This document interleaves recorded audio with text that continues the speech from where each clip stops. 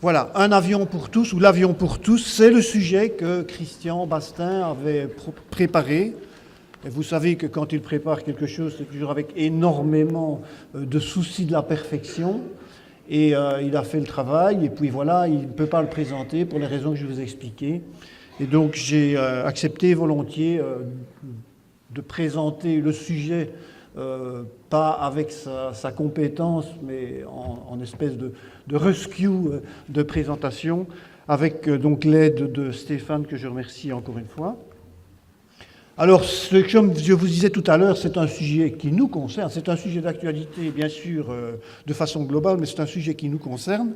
Voici les chiffres que Pierre Halleux m'a communiqués il y a quelques jours, en ce qui concerne l'aéroport dit de Bruxelles-Sud, et vous voyez que le nombre de passagers évolue de façon extrêmement importante au fur et à mesure des années, et bon, bien sûr, nous dépasserons largement les 7 millions de passagers annuels dans notre petite région de Charleroi, donc ça représente quand même une charge importante. Et regardez d'ailleurs qu'en termes d'alerte mineure et d'alerte majeure, le chiffre est loin d'être négligeable. C'est évidemment cette colonne-ci qui nous intéresse le plus, et vous voyez que nous approchons assez rapidement des 200 cas d'alerte majeure par an. En termes, j'ai simplifié les chiffres évidemment, mais en termes de chiffres, ça signifie 107 pour 2013, 107 interventions ambulances, 9 interventions PIT et, comme vous voyez, quand même 48 interventions SMUR. C'est un chiffre qui, incontestablement, est appelé à augmenter. Alors, passons de Gosselies aux États-Unis, avec des volumes évidemment différents, mais essayez d'avoir quelques notions statistiques sur les interventions médicales en cours de vol et éventuellement sur le devenir de ces patients. Je vous conseille chaudement cet article qui vient d'être publié, comme vous pouvez le voir, par un auteur qui s'appelle Peterson et son équipe, article qui intéresse donc les vols commerciaux américains. Ça marche très bien. Voilà, ok. Donc, en fait, l'étude porte sur, vous voyez, seulement 2 ans, 5 compagnies. Ces 5 compagnies représentent 10% du volume total des vols annuels. Ça veut dire que c'est quand même un échantillon représentatif. Alors, les chiffres donnent un peu le tournis. En fait, parfois, j'avais des difficultés pour les lire, parce que maintenant, ça prend des proportions énormes, puisque ça représente 7 200 000 vols, 5 compagnies sur 2 ans, et 744 millions de passagers. Alors, sur l'ensemble de ces données globales, on a relevé 12 000 interventions en cours de vol, interventions, quelle qu'en soit la gravité. Toutes les interventions sont prises en charge sur la base d'un symptôme, la syncope, la douleur thoracique, etc.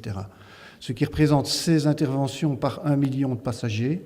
Il faut dire que dans la littérature, ces chiffres changent considérablement d'une étude à l'autre, et on relève un taux d'intervention global pour toute intervention mineure ou majeure de 1 sur 20 000 à 1 sur 60 000 passagers, suivant les études consultées. Donc ici, ça représente en fait une intervention pour 604 vols. Alors le tableau est énorme, reprenons seulement les chiffres qui sont surlignés. Voilà, 12 000, toute catégorie, 12 000 interventions, d'accord ?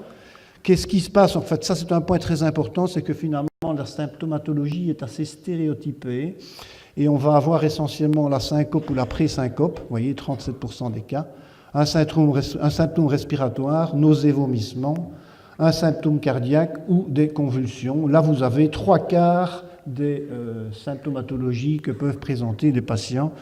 Et bien sûr, l'arbre peut cacher la forêt, et comme nous allons le voir, parfois, une pseudo-simple syncope peut se révéler être en fait un problème pathologique très compliqué. Alors, l'avion sera un certain nombre de fois dévié, va changer de cap, on en reparlera tout à l'heure bien sûr avec Pierre Halleux notamment et d'autres. Vous voyez que le changement de cap après une intervention médicale ou paramédicale ou secouriste, 7% des cas sont donc quand même en changement de cap. Ce n'est pas négligeable par rapport évidemment au nombre total d'interventions. Alors vous voyez, les cas les plus souvent divergés en diversion, c'est les cas cardiaques, les douleurs, les cas obstétricaux et évidemment les arrêts cardiaques, où là on a un taux de diversion qui est de 60%. Il est assez... Voilà, donc sur l'ensemble de ces chiffres, qui encore une fois sont impressionnants, on relève 36 décès, ce qui représente 0,3% des interventions, ce qui elle-même ne représente que 1 pour 20 000 à 1 pour 60 000 passagers. Et donc l'incidence est de l'ordre de 4 pour 100 millions de passagers. Qui intervient? Ben voilà. La statistique donnait 50% de médecins, 20% de nurses, d'infirmières, etc. et 44% de secouristes. Et dans les autres cas, c'est le personnel de cabine qui est intervenu.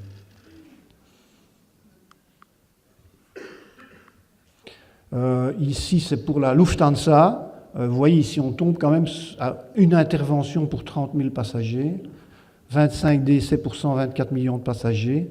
Là, ils se sont un petit peu plus, en fait, concentrés sur les thromboses veineuses profondes avec éventuellement embolie pulmonaire. Ce n'est quand même pas si rare que ça dans les vols au long cours, parce qu'il s'agit ici uniquement des vols au long cours. Alors prenons un cas clinique pour commencer l'exposé plus médical, et on va prendre un cas clinique qui est tout proche, puisque c'est un cas clinique qui s'est déroulé sur un vol Ryanair, partant de Venise pour venir vers Dublin, et donc le décollage a lieu à 10h35, et puis l'alerte est déclenchée un peu plus tard par un passager qui s'est rendu compte que sa voisine, une femme de 25 ans, était en fait inconsciente et réactive. On ne sait pas établir de chronologie des faits parce que personne à bord ne s'était rendu compte de cet état qui avait peut-être été confondu avec un sommeil normal. Et donc, à partir de ce moment-là, bien sûr, on se met à se poser des questions. La patiente voyage seule et ne porte aucun document concernant sa santé. L'avion est dérouté en vol donc et va se poser en urgence 74 minutes après son décollage et il se dépose bien sûr à Gosselies. Il faut savoir que le massage cardiaque externe et l'assistance respiratoire ont été poursuivis pendant environ 18 minutes jusqu'à l'atterrissage de l'avion par les personnes présentes dans l'avion. Si mes informations sont bonnes, finalement, il y avait un médecin dans les intervenants. Quand le SMUR prend la malade en charge, c'est un ARCA avec asystolie, mydriase bilatérale. Le taux de glycémie est à 378. La RCP classique est évidemment administrée d'emblée après intubation et les manœuvres tout à fait classiques. De la naloxone est injectée en cas d'éventuel surdosage en morphinique ou dérivé. Et malheureusement, donc, on constate le décès de la patiente à l'aéroport, d'ailleurs, après 60 minutes de RCP par le SMUR. C'est le premier cas de décès à l'aéroport de Gosselies. Alors, que voit-on chez cette malade? Donc, malade, on ne sait rien d'elle, et puis ARCA, assez brutal.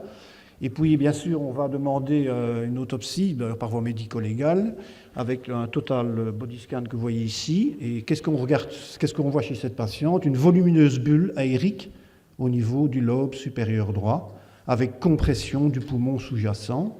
Et vous voyez bien ici la bulle aérique au scanner, magnifiquement bien montrée, avec une compression du poumon sous-jacent, une déviation du médiastin. On voit, où il marche trop mal, où il marche trop vite, on voit très bien qu'il y a des bulles d'air qui sont disséminées en dehors de la cavité aérique du poumon droit. Voici une bulle d'air ici dans la crosse aortique. Voici une bulle d'air ici dans la cavité cardiaque. Et plus grave encore, voici de nombreuses bulles d'air au niveau du parenchyme cérébral.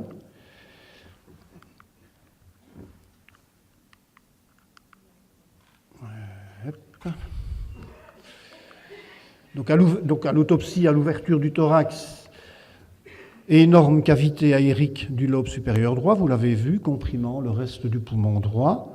Cette bulle semble être sous tension.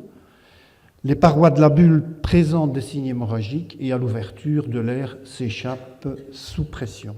Voici la photo d'autopsie. Vous voyez ici l'énorme bulle qui se trouve au niveau du poumon droit. Le poumon gauche est normal, comprimé mais normal, le cœur. Une vue plus rapprochée montre en fait qu'il y a des petites ruptures de continuité sur les bords de la bulle.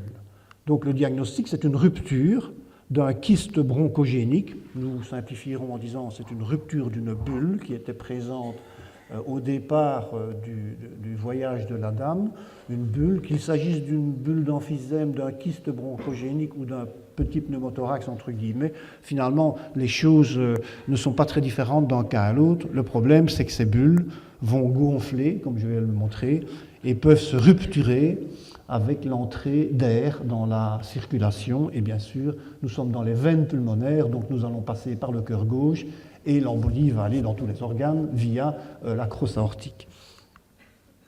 Alors, deux, trois choses, mais vous devez certainement bien connaître tout cela. Au sol, vous connaissez la pression atmosphérique, 760 mm de mercure, vous regardez la météo tous les jours. 1 atmosphère, l'équivalence. La pression dans nos cavités est la même. Donc, que sont nos cavités? D'abord, nous avons des cavités strictement normales, comme l'oreille, le sinus. Vous savez bien ces deux cavités peuvent nous jouer des petits soucis en cas de vol. L'intestin et d'autres alors cavités qui sont anormales, qui sont pathologiques, comme la bulle d'emphysème et le kyste bronchogénique. Alors, si nous montons à 10 000 mètres et qu'on ne fait rien de particulier, les choses vont très très mal se passer, puisque à 10 000 mètres, la pression atmosphérique est tombée à 200 mm de mercure, on vient de 760, soit 0,3 atmosphères, ce qui signifie que ces conditions atmosphériques sont évidemment incompatibles avec la vie. Donc l'avion va être pressurisé pour compenser la chute de pression externe. L'avion est pressurisé. Sachez quand même, c'est important, à 10 000 mètres, la pression n'est pas la pression atmosphérique au niveau du sol ou au niveau de la mer, elle est de 560 et non de 760 mm de mercure. Il y a donc une chute plus ou moins de 30% par rapport à la pression au niveau de la mer. L'altitude cabine, ça signifie quoi? Eh bien, ça signifie, c'est l'altitude, enfin, vous êtes dans la cabine comme si vous étiez sur Terre, mais à une altitude de 2100 ou de 2400 mètres, soit quand vous êtes dans un avion, vous êtes à la montagne haute, mais vous êtes à plus de 2000 mètres de l'équivalent d'altitude en montagne. C'est un point important puisque ça va jouer évidemment sur la physiologie barométrique entre guillemets et des gazométriques également. Alors comme l'air circule dans l'avion, beaucoup, l'air est recyclé, il y a un point qu'on oublie assez régulièrement, c'est que nous vivons dans des conditions profondément peu physiologiques, 560 mm de mercure, et l'humidité relative dans un avion est très basse, elle est de 10 à 20%. Sachez que l'humidité relative habituelle des pièces dans lesquelles nous travaillons, etc., est quand même de l'ordre de 40-50%. Et donc l'air est très sec, ce qui peut donner des problèmes chez les malades qui commencent à hyperventiler pour une raison X, Y, Z. Et évidemment, inhaler un gaz sec avec le risque de problèmes bronchiques que cela pose. Et ceci étant dit, c'est la petite anecdote pour vous dire qu'il ne faut pas oublier de boire un bon coup d'eau, bien sûr, dans l'avion. Voici, vous voyez, l'évolution de la dépression, enfin de l'altitude plus exactement. Notre avion va monter à 10 000 mètres, mais vous, c'est comme si vous montiez à 2200, 2300, 2400 mètres. Donc la pressurisation, encore une fois, n'est pas faite comme au niveau de la mer. Alors, qu'est-ce qui se passe? Un tout petit peu de physique, vous l'avez fait il y a quelques années. Donc à 10 000 mètres, la pression dans nos cavités aériques va descendre par la force des choses à 560 mm de mercure, puisque les pressions vont s'équilibrer. Imaginez un peu plus simplement, si vous avez une cavité aérique dans les poumons, si la pression autour du poumon diminue, la cavité va avoir tendance à s'expanser, puisqu'elle est moins comprimée par la pression atmosphérique. Alors vous connaissez la formule, la pression fois le volume, c'est une constante. Ici, nous avons une diminution de pression dans l'avion. Il est pressurisé, mais la pression diminue quand même par rapport à la pression atmosphérique. Donc comme P fois V, c'est une constante, si P diminue, V augmente. Donc nos cavités aériques auront tendance à augmenter de volume. Alors si l'espace est expansible, qu'est-ce qui se passe en fait si l'espace est expansif? La cavité va augmenter de volume, le ballon d'air va augmenter de volume, au moins 30%, et donc ce ballon va gonfler. Peut-être que même la pression chute au cours du gonflement, puisqu'il y a une équilibration avec la pression au sein de l'avion, mais il faut quand même bien savoir que expanser un ballon au-delà de son volume tolérable finit par finalement cisailler les tissus, peut déchirer les tissus. Et donc, indépendamment, ceci de la pression, on appelle ça plutôt un strain, c'est-à-dire une force de cisaillement qui va agir sur l'espace expansible. Et c'est probablement le cas la plupart du temps chez les patients qui ont une cavité aérique. La cavité aérique dans le poumon est expansible et comprime le poumon. Et finalement, c'est plutôt le volume plutôt que la pression qui va entraîner un déchirement du ballon. Nous avons évidemment des cavités qui ne sont pas ou peu expansibles. Donc ce qui se passe à ce moment-là, c'est que cette cavité tend à augmenter de volume par la force des choses, mais comme cette cavité n'est pas expansible, cette petite augmentation de volume va augmenter, non pas une diminution, mais une augmentation de pression. Donc le résultat, c'est l'augmentation de la pression, l'hyperpression sur les parois, et également un déchirement qui devrait plutôt s'appeler stress, puisque c'est en fait un déchirement qui est dû à la valeur de la pression appliquée sur la paroi par unité de surface. Ça, c'est un vrai barotraumatisme. Donc, en fait, dans les accidents d'aviation, il y a des accidents par expansion de la cavité sans augmentation de pression notable, voire même diminution. C'est plutôt un volo qu'un barotraumatisme. Mais c'est vrai qu'habituellement, on a tendance à parler de barotraumatisme dans tous les incidents qui arrivent dans cette situation. Petite comparaison un peu simpliste, mais un espace expansif qui augmente de volume, c'est un peu notre patient emphysémateux en fait. Vous savez que notre patient emphysémateux, son volume augmente facilement, volume pulmonaire bien sûr, et la pression augmente peu. Ça n'empêche pas le patient d'avoir un problème de type pneumothorax ou autre. Le volume augmente.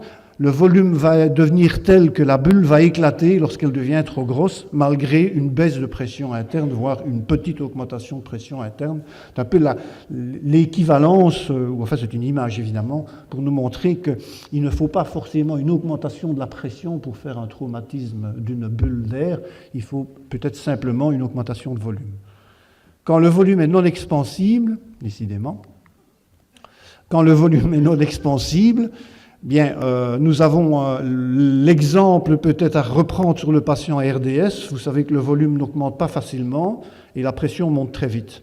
Donc ici, la bulle va éclater aussi, mais en fait à petit volume ou à volume pas très élevé, tout parce que la pression est très haute et donc exerce un stress sur la paroi de la bulle. Donc dans le volume non expansible, l'hyperpression sur les parois, déchirement, stress, c'est le vrai barotraumatisme. En fait, quand on décolle et qu'on monte, il s'agit plutôt de volotraumatisme. Quand on revient au sol, il s'agit plutôt de barotraumatisme. Alors, prenons quelques exemples. Les intestins, ils vont se dilater facilement parce qu'évidemment, il n'y a pas beaucoup de contre-pression. Et donc, il y a peu de variations de pression, beaucoup de variations de volume. Pour la petite histoire, on conseille de ne pas boire trop d'eau gazeuse ou de féculents avant le décollage de l'avion, parce que l'augmentation de volume de vos intestins risque de vous poser à vous et à votre voisin quelques problèmes assez désagréables. L'oreille, vous savez que l'oreille est souvent un petit peu vulnérable dans ces cas-là, mais en montée, la pression dans l'oreille moyenne est supérieure à la pression dans l'avion, puisque là on est à 760 et là on est en train de descendre de pression. En général, comme la pression est supérieure dans l'oreille à la pression atmosphérique, l'équilibration se fait plus facilement, même si la trompe d'Eustache n'est pas très perméable, il y a quand même un jeu de pression qui se fait, et l'équilibration de pression est plus facile.